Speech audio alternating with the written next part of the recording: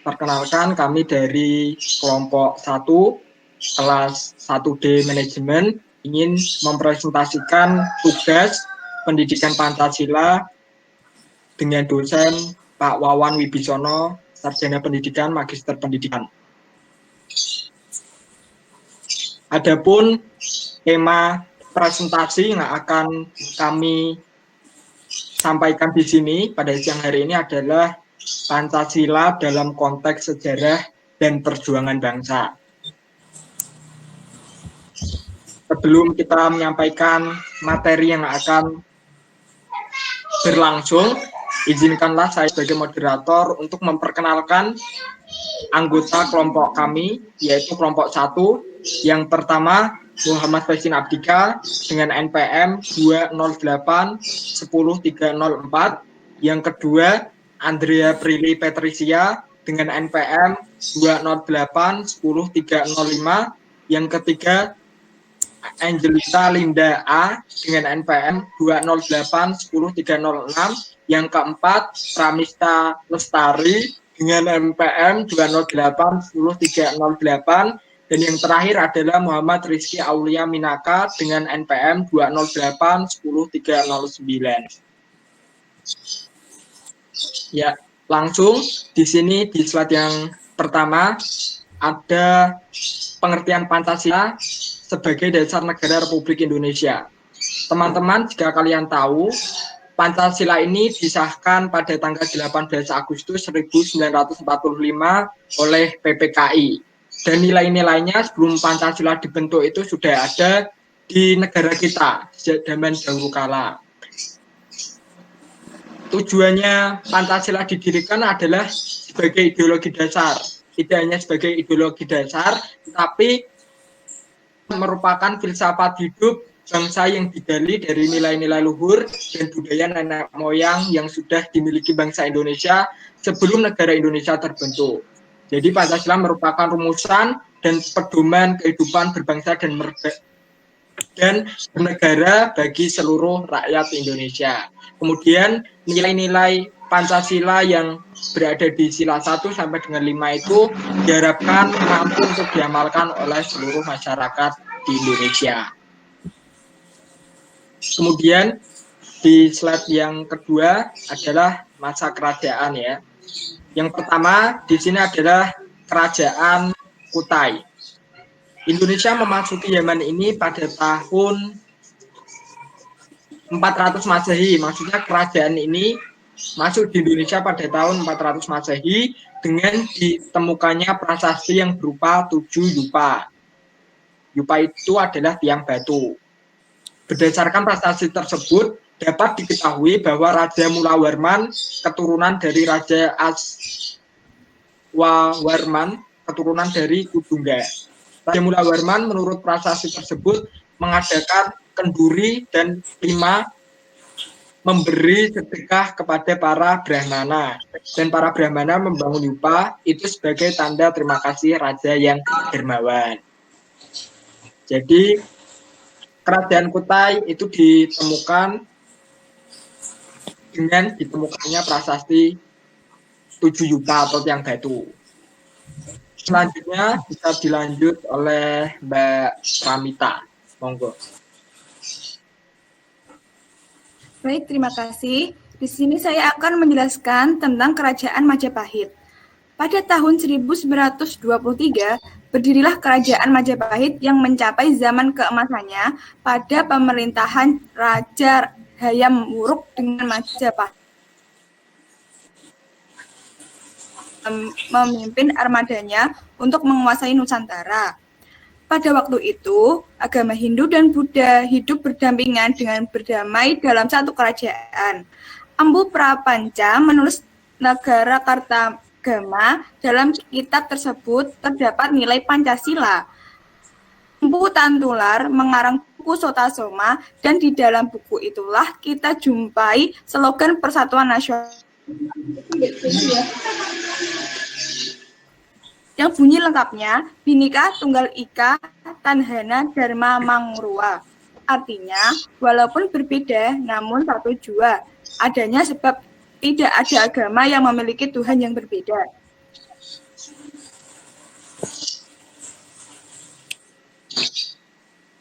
Kerajaan yang selanjutnya adalah Kerajaan Sriwijaya.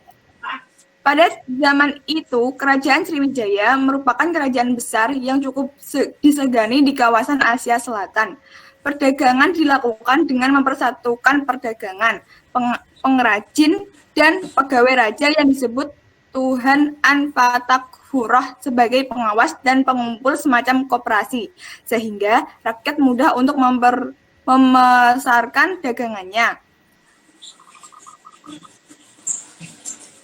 Terdapat pegawai pengurus pajak, harta benda, kerajaan, rohaniawan, dan yang menjadi pengawas teknis, membangun gedung-gedung dan patung-patung suci, sehingga pada saat itu kerajaan dalam menjalankan sistem negaranya tidak dapat dilepaskan dengan nilai ketuhanan. Agama dan kebudayaan dikembangkan dengan mendirikan suatu pusat pendidikan agama Buddha yang sangat terkenal di negara lain di Asia.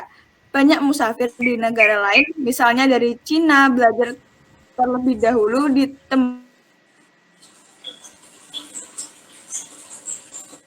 ke India.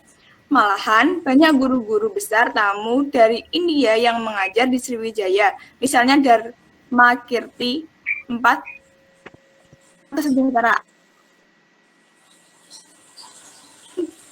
Pada kerajaan Sriwijaya tersebut, yaitu berbunyi Marfuat Vanua Sriwijaya Jayarta Subhita.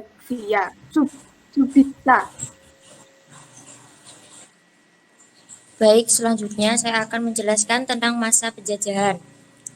Bangsa asing yang masuk ke Indonesia yang pada awalnya berdagang adalah orang-orang Portugis. Pada akhir abad ke-16, bangsa Belanda datang pula ke Indonesia untuk menghindarkan persaingan di antara mereka sendiri. Kemudian mereka mendirikan suatu perkumpulan dagang yang bernama VOC, yang dikalahkan rakyat dikenal dengan istilah company. Praktek-praktek VOC mulai kelihatan dengan paksaan-paksaan sehingga rakyat mulai mengadakan perlawanan. Makassar yang memiliki kedudukan yang sangat vital berhasil juga dikuasai company tahun 1667 dan timbullah perlawanan dari rakyat Makassar di bawah Sultan Hasanuddin. Menyusul pula wilayah Banten, Sultan Ageng Tirtayasa dapat ditundukkan pula oleh company pada tahun 1684. Masa penjajahan Jepang. Janji Belanda tentang Indonesia merdeka hanyalah suatu kebohongan belaka dan tidak pernah menjadi kenyataan sampai akhir penjajahan Belanda tanggal 10 Maret 1940. Kemudian Jepang masuk ke Indonesia dengan propaganda Jepang memimpin Asia. Jepang saudara tua bangsa Indonesia. Pada tanggal 29 April 1945 bersamaan dengan ulang tahun Kaisar Jepang, penjajahan Jepang akan memberikan kemerdekaan kepada bangsa Indonesia, yaitu janji kedua pemerintah Jepang berupa kemerdekaan tanpa syarat. Janji ini diberikan karena Jepang terdesak oleh tentara sekutu. Bangsa Indonesia diperbolehkan memperjuangkan kemerdekaannya, dan untuk mendapatkan simpati dan dukungan bangsa Indonesia, maka Jepang menganjurkan untuk membentuk suatu badan yang bertugas menyelidiki usaha-usaha persiapan kemerdekaan, yaitu BPUPKI, Badan Penyidik Usaha Persiapan Kemerdekaan Indonesia atau Dokuritsu Zumichi Sokai. Kebangkitan nasional. Atas kesadaran bangsa Indonesia, maka berdirilah budi utama dipelopori Dr. Wahidin Soedrisoesodo pada tanggal 20 Mei 1908. Gerakan ini merupakan awal gerakan kemerdekaan dan kekuatan sendiri. Kemudian pada tanggal 28 Oktober 1928 lahirlah Sumpah Pemuda sebagai penggerak kebangkitan nasional. Pada masa ini banyak berdiri gerakan-gerakan nasional untuk mewujudkan suatu bangsa yang memiliki kehormatan akan kemerdekaan dan kekuatannya sendiri. Di antaranya adalah budi utama yang dipelopori oleh Dr. Wahidin Soedirohusodo pada 20 Mei 1908. Kemudian Sarekat Dagang Islam atau SDI tahun 1909 serta Partai Nasional Indonesia PNI tahun 1927 yang didirikan oleh Soekarno, Cipto Mangunkusumo, Sartono, serta tokoh lainnya. BPUPKI, dan setelah proklamasi. 01. Sidang BPUPKI pertama. Sidang BPUPKI pertama dilaksanakan selama 4 hari. Berturut-turut yang tampil untuk berpidato menyampaikan usulannya adalah sebagai berikut. Mr. Mohyamin, 29 Mei 1945. Dalam pidatonya tanggal 29 Mei 1945, Mohyamin mengusulkan calon rumusan dasar negara sebagai berikut. 1. Peri kebangsaan, 2. Peri kemanusiaan, 3. Peri ketuhanan, 4. Peri kerakyatan. Selain usulan tersebut, pada akhir pidato, Mohyamin menyerahkan naskah sebagai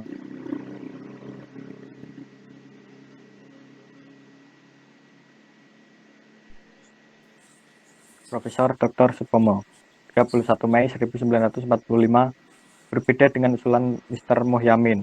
Dalam pidatonya, Profesor Dr. Supomo mengemukakan teori-teori negara sebagai berikut. 1.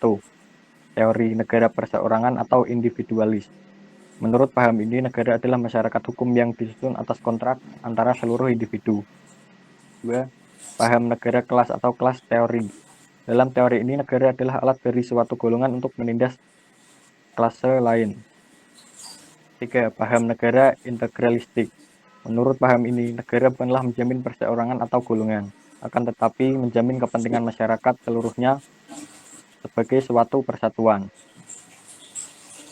Insinyur Soekarno, 1 Juni 1945. Dalam hal ini, Insinyur Soekarno menyampaikan dasar negara yang terdiri atas 5 prinsip yang rumusannya yaitu 1. Nasionalisme kebangsaan Indonesia, 2. Internasionalisme peri kemanusiaan, 3. Mufakat demokrasi, 4. Kesejahteraan sosial, 5. Ketuhanan yang Maha Esa, ketuhanan yang berkebudayaan. Sidang BPUPKI kedua. Dalam sidang ini dibentuk panitia kecil yang terdiri dari 9 orang dan populer disebut dengan panitia 9, yang anggotanya adalah sebagai berikut. 1. Insinyur Soekarno, 2. Wahid Hasyim, 3. Mr. Mohyamin, 4. Mr. Maramis, 5. Dr. Andes Mohatta, 6. Mr. Subarjo, 7. Kiai Abdul Kahar Muzakir, 8. Abikusmo Jokro Sujoso, 9. Haji Agus Salim. Panitia 9 ini mengadakan pertemuan dan mencapai suatu hasil baik, yaitu suatu persetujuan antara golongan Islam dengan golongan kebangsaan. Selanjutnya, silakan Mbak Prilly. Proklamasi dan sidang PPKI. Pada pertengahan bulan Agustus 1945 akan dibentuk PPKI. Untuk keperluan itu, Ir Soekarno, Drs Mohatta, dan Dr. Rojiman diberangkatkan ke Saigon atas panggilan Jenderal Besar Terauchi. Pada tanggal 9 Agustus 1945, Jenderal Terauchi memberikan kepada mereka 3 cap, yaitu 1. Soekarno diangkat sebagai Ketua PPKI, Mohatta sebagai Wakil, dan Dr. Rajiman sebagai anggota. 2. Panitia persiapan boleh mulai bekerja pada tanggal 9 Agustus 1945. 3. Cepat atau tidaknya pekerjaan panitia diserahkan sepenuhnya pada panitia. Pada tanggal 18 Agustus 1945, PPKI melaksanakan sidang. Hasil sidang PPKI tanggal 18 Agustus 1945 menetapkan 3 hal. 1. Menetapkan UUD Negara Republik Indonesia tahun 1945. 2. Memilih Presiden dan Wakil Presiden, yaitu Ir Soekarno dan Mohatta. 3. Membentuk sebuah komite nasional untuk membantu Presiden. Rumusan sila-sila Pancasila yang ditetapkan oleh PPKI dapat dilihat selengkapnya dalam naskah pembukaan Undang-Undang Dasar Negara Republik Indonesia tahun 1945. Rumusan sila-sila Pancasila tersebut adalah 1. Ketuhanan yang Maha Esa, 2. Kemanusiaan yang adil dan beradab, 3. Persatuan Indonesia, 4. Kerakyatan yang dipimpin oleh hikmat kebijaksanaan dalam permusyawaratan perwakilan, 5. Keadilan sosial bagi seluruh rakyat Indonesia. Pancasila masa setelah kemerdekaan. Setelah proklamasi kemerdekaan 17 Agustus 1945, ternyata bangsa Indonesia masih menghadapi kekuatan sekutu yang berupaya menanamkan kembali kekuasaan Belanda di Indonesia, yaitu memaksakan untuk mengakui pemerintahan Nica, Netherlands Indies Civil Administration. Untuk melawan propaganda Belanda pada dunia internasional, maka pemerintah RI mengeluarkan 3 buah maklumat. 1. Maklumat Wakil Presiden nomor 10 tanggal 16 Oktober 1945 yang menghentikan kekuasaan luar biasa dari Presiden sebelum masa waktunya. Seharusnya berlaku selama 6 bulan. 2. Maklumat Pemerintah tanggal 3 November 1945 tantangan pembentukan partai politik yang sebanyak-banyaknya oleh rakyat. Hal ini sebagai akibat dari anggapan pada saat itu bahwa salah satu ciri demokrasi adalah multipartai. 3. Maklumat Pemerintah tanggal 14 November 1945 yang intinya maklumat ini mengubah sistem kabinet presidensial menjadi kabinet parlementer berdasarkan asas demokrasi liberal. B. Dinamika pelaksanaan UUD 1945. Orde Baru muncul dengan tekad untuk melaksanakan Pancasila dan UUD 1945 secara murni dan konsekuen. Semangat tersebut muncul berdasarkan pengalaman sejarah dari pemerintahan sebelumnya yang telah menyimpang dari Pancasila serta UUD 1945 demi kepentingan kekuasaan. Munculnya Orde Baru diawali dengan aksi-aksi dari seluruh masyarakat antara lain Kesatuan Aksi Pemuda Pelajar Indonesia KAPPI, Kesatuan Aksi Mahasiswa Indonesia KAMI, Kesatuan Aksi Guru Indonesia KAGI, dan lainnya. Aksi tersebut menurut dengar 3 tuntutan atau yang dikenal dengan Tritura. Adapun isi Tritura tersebut sebagai berikut. Pembubaran PKI dan ormas-ormasnya, pembersihan kabinet dari unsur G30 SPKI, penurunan harga. Baik teman-teman dan Bapak dosen yang terhormat, kami telah menyelesaikan hasil presentasi secara daring di rumah melalui Google Meet. Semoga apa yang kita sampaikan tadi bisa diterima dan bisa menjadi ilmu pengetahuan yang baru. Pertanyaan silahkan disampaikan via WhatsApp ataupun komen di YouTube yang telah diterbitkan video ini. Sekian dari kami, kurang lebihnya mohon maaf. Saya selaku moderator pamit undur diri. Wassalamualaikum warahmatullahi wabarakatuh.